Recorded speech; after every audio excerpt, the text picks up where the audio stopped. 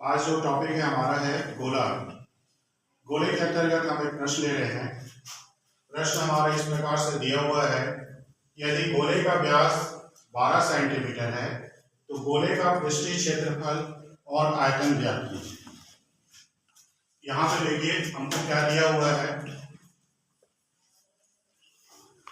दिया है गोले का व्यास, वो दिया हुआ है 12 सेंटीमीटर।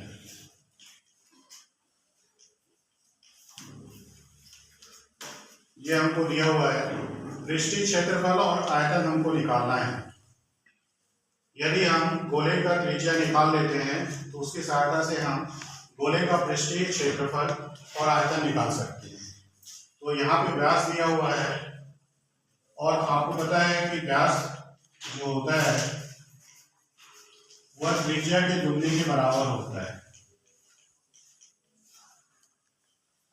तो व्यास बराबर 2 गुणे त्रिज्या।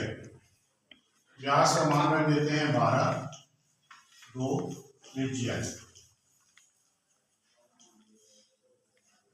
तो त्रिज्या बराबर हमको मिल जाएगा 12/2 कट जाएगा तो 6 सेंटीमीटर हमको त्रिज्या मिल गया। अर्थात जो गोला है उसका त्रिज्या हो गया 6 सेंटीमीटर। जैसे इस तरह से गोला है तो इसकी त्रिज्या हमको मिल गई है 6 सेंटीमीटर। ये आपका पूरा गोला है, गोले जैसा थोड़ा सा फील होगा। जैसे आपको फुटबॉल है तो फुटबॉल की त्रिज्या मान लीजिए 6 सेंटीमीटर आपको दी गई है। तो गोले का अर्थात फुटबॉल का पृष्ठीय क्षेत्रफल, पृष्ठीय क्षेत्र मतलब उसके बाहरी पृष्ठ का क्षेत्रफल निकालना है। दूसरा उसका आयतन निकालना है।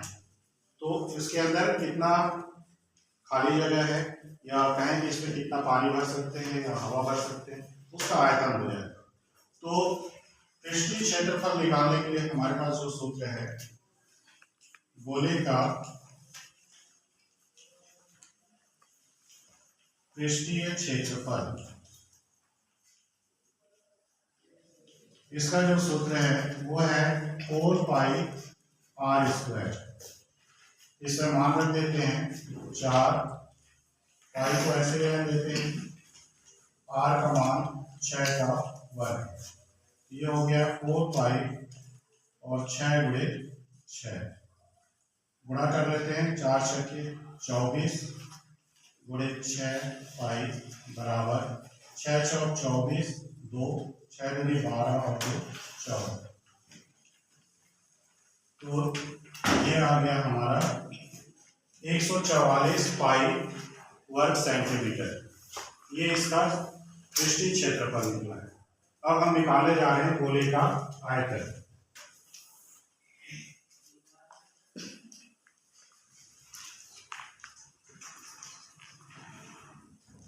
गोले का आयतन का जो सूत्र है वो है 4/3 पाई r³। इससे मान रखते हैं 4/3 पाई, r का मान 6 निकला हुआ है तो 6 का क्यूब कर देते हैं। तो ये हो जाएगा 4/3 पाई गुणे 6 गुणे 6 गुणे 6। 3 से काट लेते हैं, 3 एकम 3, 3 दूनी 6। तो हमारे पास जो संख्याएं बची हैं वो बची है 4π गुणे 6 गुणे 6 गुणे 2। इसका गुणा कर लेते हैं तो 6 का गुणा 6 से करेंगे 36, 36 दूनी 72। तो 72 गुणे 4π, इसको गुणा कर देते हैं तो 4 दूनी 8 और 4 सत्ते 28 पाई। आयतन है घन सेंटीमीटर। इस तरह से हमने यहाँ पे देखा कि हमारे पास जो गोला है उसका व्यास दिया हुआ था। व्यास से हमने त्रिज्या निकाला और त्रिज्या निकालने के बाद गोले का पृष्ठीय क्षेत्रफल का सूत्र का उपयोग किया तो हमको गोले का पृष्ठीय क्षेत्रफल निकल गया। इसी प्रकार से गोले का आयतन निकालना था तो उसका सूत्र का उपयोग किया और उसका मान रखकर हल किया तो हमें उसका आयतन भी निकल गया।